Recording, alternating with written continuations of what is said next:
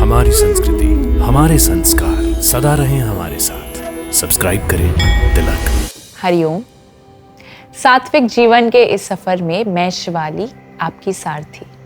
चिंता, भय, तनाव, इन भावनाओं से जुड़े अनुभवों पर यदि हम मनन करने लगे तो शायद हम गिनती ही भूल जाएं।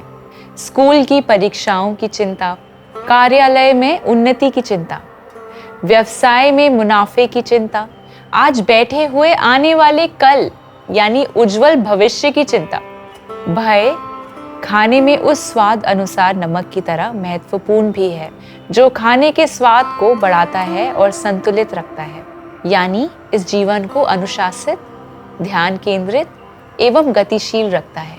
लेकिन समस्या तब शुरू होती है जब ये भय निरंतर हावी होकर हमारे दैनिक जीवन में दखल देने लगता है। तब ये एक चिंता विकार, अत्यधिक बेचैनी या किसी अनजान चीज के भय का रूप ले लेता है, जिसका इलाज करना जरूरी है। और यहीं पर योग उपयोगी साबित होता है। ये भय, चिंता, तनाव इत्यादि सब मन से उत्पन्न हुई विकृति ही है। और इस बात का उल्लेख जो स्वयं श्री कृष्ण करते हैं कि नियमित अभ्यास से मन को नियंत्रित किया जा सकता है। असंशयम महाबाहो मनो दुर्निग्रहम चलम अभ्यासेना तु कौन्तेय वैराग्येन च गृह्यते। अर्थात भगवद गीता के अध्याय 6 और छंद 35 में भगवान श्री कृष्ण अर्जुन से कहते हैं, हे महाबाहु कुंती पुत्र, जो तुमने कहा वह सत्य है। मन को नियंत्रित करना वास्तव में कठिन है, किंतु अभ्यास और विरक्ति द्वारा इसे नियंत्रित किया जा सकता है। इसके विपरीत श्री कृष्ण अर्जुन के इस कथन के साथ कि मन पर नियंत्रित प्राप्त करना कठिन है, इस पर अपनी सहमति प्रकट करते हैं और कहते हैं, यद्यपि इस संसार में बहुत सी वस्तुओं को प्राप्त करना कठिन होता है, तथापि हम निडर रहकर आगे बढ़ते रहे, ना कि उन कठिनाइयों से डर के रुक जाते हैं। जैसे नाविकों को ज्ञात होता है कि समुद्र में नाव चलाना जोखिम भरा कार्य है और भयानक तूफान आने की आशंका बनी ही रहती है, फिर भी वे इन जोखिमों को किनारे पर खड़े रहने का बड़ा कारण नहीं मानते। इसीलिए श्री कृष्ण अर्जुन को आश्वस्त करते हैं कि मन को वैराग्य और अभ्यास द्वारा नियंत्रित किया जा सकता है।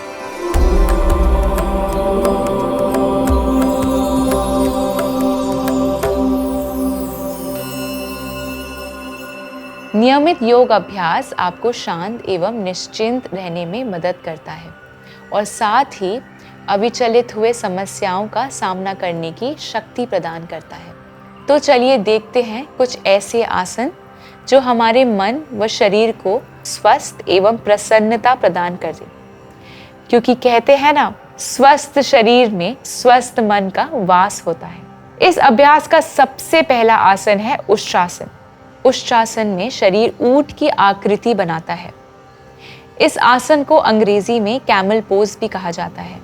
जैसे ऊंट रेगिस्तान के मुश्किल हालातों में भी आसानी से रह सकता है, अगर इस आसन का अभ्यास नियमित तौर पर किया जाए तो ये शरीर से हर शारीरिक और मानसिक परेशानी को दूर करके स्वस्थ जीवन देने में मदद करता है। उष्ट्रासन कौन ना करे। उच्च या निम्न रक्तचाप से ग्रस्त लोग यह आसन केवल एक अनुभवी शिक्षक की निगरानी में करें। पीठ, गर्दन या पैरों पे चोट पर यह आसन ना करें। गर्भवती महिलाएं यह आसन किसी योग प्रशिक्षक के ही निगरानी में करें। उष्ट्रासन के फायदे। ये आसन पाचन सुधारने में मदद करता है, क्योंकि ये पेट के भीतर मौजूद सभी अंगों की हल्की मालिश करता है। उष्ट्रासन के अभ्यास से सीने और पेट के निचले हिस्से से अतिरिक्त चर्बी कम होती है। ये कमर और कंधों को मजबूत बनाता है, छाती को खोलने और श्वसन में सुधार करने में कारगर योग अभ्यास है। पीठ के निचले हिस्से के दर्द से राहत दिलाता है, मासिक धर्म की परेशानियों से राहत देता है। उष्ट्रासन करने की विधि। मैट पर घुटने के सहारे बैठ जाएं और कूल्हे पर दोनों हाथों को रखें। घुटने कंधे के समानांतर हो तथा पैरों के तलवे आकाश की तरफ हो। अब सांस लेते हुए रीढ़ के निचले हिस्से यानी मेरुदंड को आगे की तरफ यानी हिप-बोन की तरफ जाने का दबाव डालें। इस दौरान पूरा दबाव नाभि पर महसूस होना चाहिए। अपनी पीठ को पीछे की तरफ मोड़ते हुए झुकें। गर्दन को ढीला छोड़ दें। शुरुआत में इस स्थिति में 10 से 20 सेकंड तक बने रहें, फिर अभ्यास के साथ अपना समय बढ़ा सकते हैं। मुद्रा से बाहर आने की विधि। सांस छोड़ते हुए अपने प्रारंभिक स्थिति में आ जाएं। हाथों को वापस अपनी कमर पर लाएं और सीधा हो जाएं।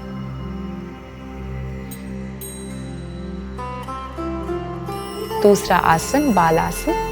बाल शब्द संस्कृत भाषा का शब्द है जिसका अर्थ बच्चा होता है और आसन का अर्थ बैठना होता है। इस तरह इन दोनों शब्दों का सामूहिक अर्थ हुआ बच्चे की तरह बैठने वाला आसन। बालासन को अंग्रेजी में चाइल्ड पोज कहा जाता है। बालासन असल में योग करने के दौरान योगियों द्वारा विश्राम करने की मुद्रा है। इस मुद्रा में योगी का शरीर भ्रूण की स्थिति में चला जाता है। बालासन का अभ्यास हमेशा उस वक्त करना चाहिए जब आप तेजी से सांस ले रहे हो और आराम करना चाहते हो। कौन ना करे? डायरिया या घुटनों में चोट से पीड़ित हैं तो बालासन का अभ्यास बिल्कुल ना करें।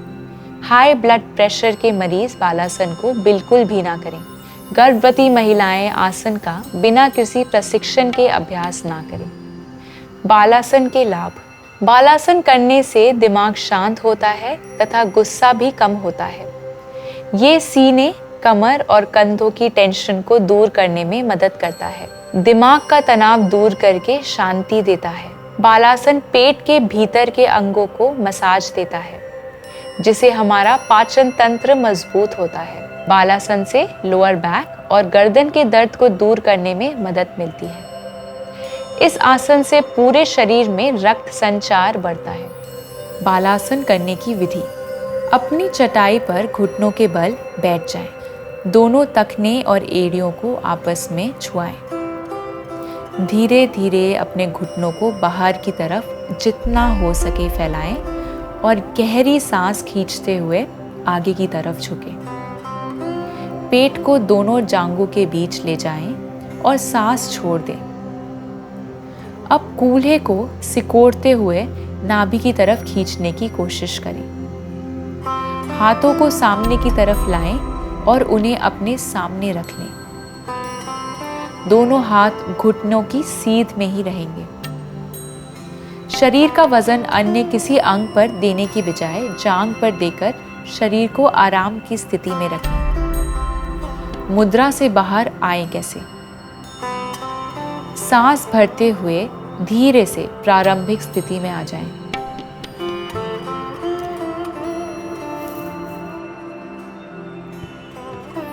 तीसरा पश्चिमोत्तानासन। पश्चिमोत्तानासन का नाम दो शब्दों के मेल से बना है, पश्चिम और उत्तान। पश्चिम यानी पश्चिम दिशा या शरीर का पिछला हिस्सा और उत्तान मतलब खिंचा हुआ। पश्चिमोत्तानासन का अभ्यास करते समय शरीर के पिछले हिस्से यानी रीढ़ की हड्डी में खिंचाव उत्पन्न होता है। इस कारण इस आसन को पश्चिमोत्तानासन कहा जाता है। यहाँ पश्चिम का अर्थ पश्चिम दिशा से नहीं बल्कि पीछे के भाग से है। कौन ना करे? अगर आपकी हैमस्ट्रिंग्स में जकड़न या चोट हो तो पश्चिमोत्तानासन बहुत सावधानी से करें। अगर आपकी पीठ के निचले हिस्से में दर्द या चोट हो तो पश्चिमोत्तानासन ना करें। अगर आपको दमा या दस्त की शिकायत हो तो पश्चिमोत्तानासन ना करें। पश्चिमोत्तानासन के लाभ। पश्चिमोत्तानासन रीढ़ की हड्डी में खिंचाव उत्पन्न करता है और उन्हें लचीला बनाने का काम करता है। पश्चिमोत्तानासन करने से पाचन क्रिया बेहतर होती है और खाना ना पचने के कारण अक्सर कब्ज एवं खट्टी डकार आने की समस्या दूर हो जाती है। इसके अलावा प्रतिदिन इस आसन का अभ्यास करने से किडनी, लिवर, महिलाओं का गर्भाशय एवं अंडाशय अधिक सक्रिय होता है। इस आसन का अभ्यास करने से व्यक्ति को सही तरीके से नींद आती है और अनिद्रा दूर होती है। उच्च रक्तचाप और डायबिटीज की समस्या को दूर करने में भी ये आसन फायदेमंद होता है। पश्चिमोत्तानासन करने की विधि। पैरों को सामने की ओर फैलाते हुए बैठ जाएं।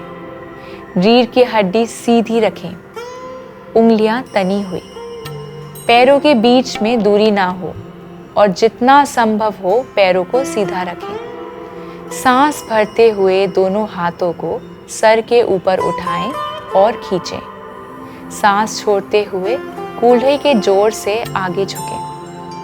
ठुड्डी पंजों की ओर रीढ़ की हड्डी को सीधा रखते हुए घुटनों पर झुकने की बजाय अपना ध्यान पंजे की ओर बढ़ाने पर केंद्रित करें।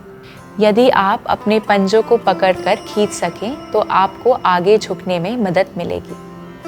सांस भरते हुए धीरे से सर को उठाएं और सांस छोड़ते हुए हल्के से नाभि को घुटने की ओर ले आएं और अपने सिर और माथे को घुटनों से छूने की कोशिश करें।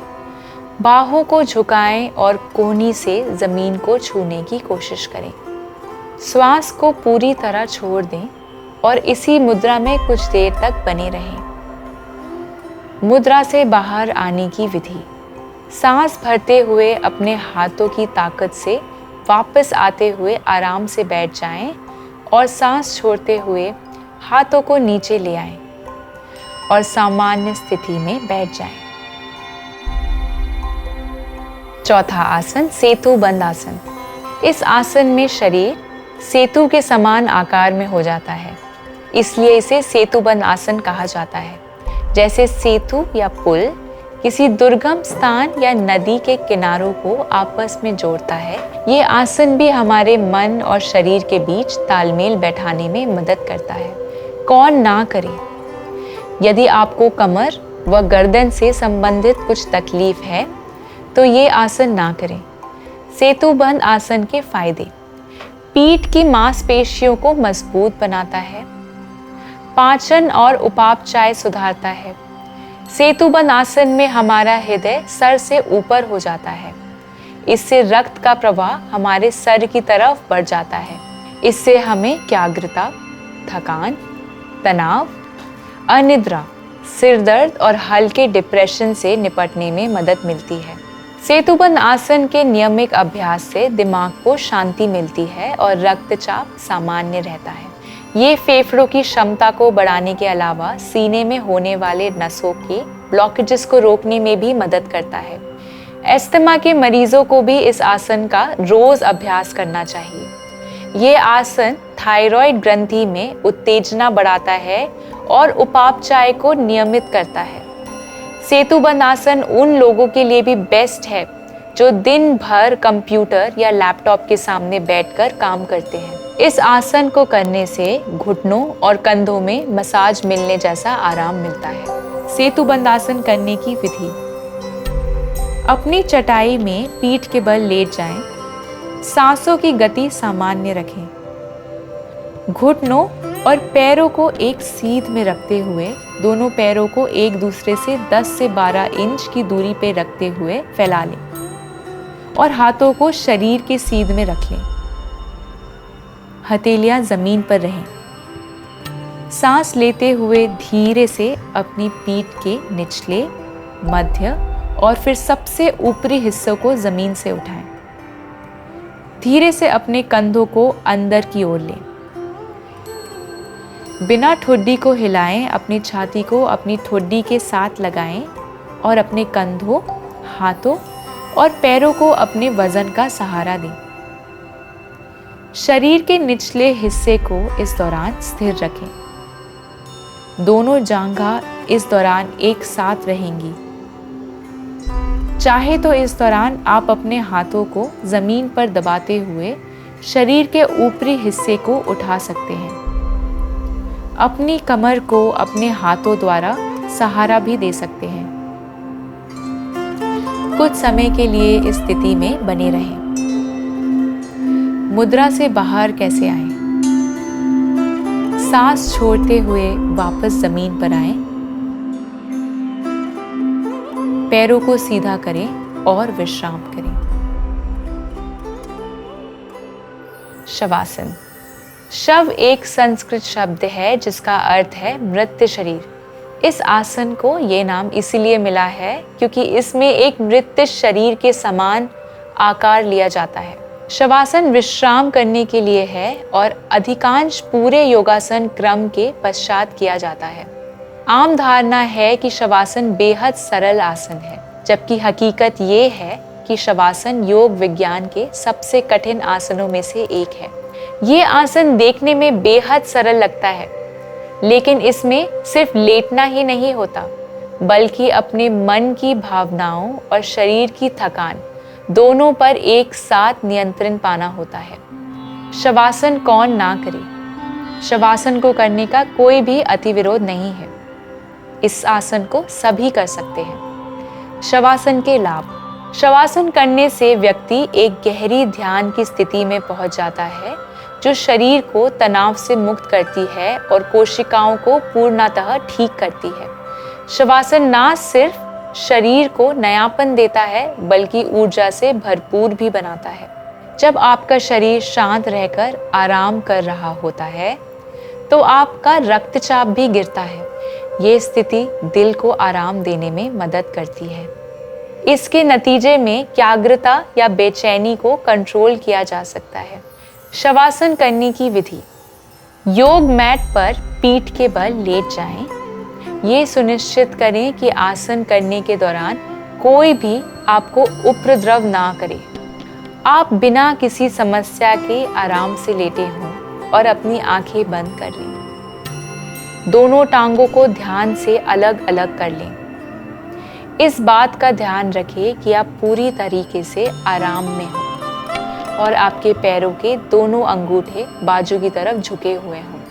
आपके हाथ आपके शरीर के साथ ही हों, लेकिन थोड़ी दूर हों। हथेलियों को खुला लेकिन ऊपर की तरफ रखें। अब आप अपना ध्यान शरीर के हर अंग पर धीरे धीरे लेकर जाएं और अपने पूरे शरीर को विश्राम दें। धीमी और गहरी सांसें लें और हर सांस लेते हुए विश्राम करें। अंदर आती हुई हर सांस आपको ऊर्जा देती है और बाहर जाती हुई हर सांस आपको विश्राम देती है। ध्यान दें कि आप ये आसन करते हुए सो ना जाएं। 10 मिनट के लिए इसी स्थिति में बने रहें। मुद्रा से बाहर आने की विधि। 10 से 20 मिनट के बाद जब आप पूर्णतः विश्राम की स्थिति में पहुंच जाएं, तब अपनी आंखें बंद रखते हुए अपनी दाहिनी ओर करवट लें। उस स्थिति में 1 मिनट तक रहें। अपने दाहिने हाथ का सहारा लेते हुए उठकर बैठ जाएं। अब अपने दोनों हथेलियों का आपस में अच्छे से घर्षण करें और तब तक करें जब तक आपको अच्छी गर्माहट का एहसास ना हो। अब धीरे से हथेलियों में उत्पन्न हुई ऊर्जा को अपनी आंखों में हल्के हाथों से रखें। ध्यान रखें हथेलियों से आंखों पर कोई भी दबाव नहीं दें। धीरे से अपनी हथेलियों को देखते हुए आंख खोलें। स्वस्थ रहें, प्रसन्न रहें। आत्मा और परमात्मा के मिलन की इस सात्विक जीवन यात्रा में हमारे संग चलें। दिव्य शक्ति की कृपा हम सब पर बनी रहे। हरिओम तत्सत।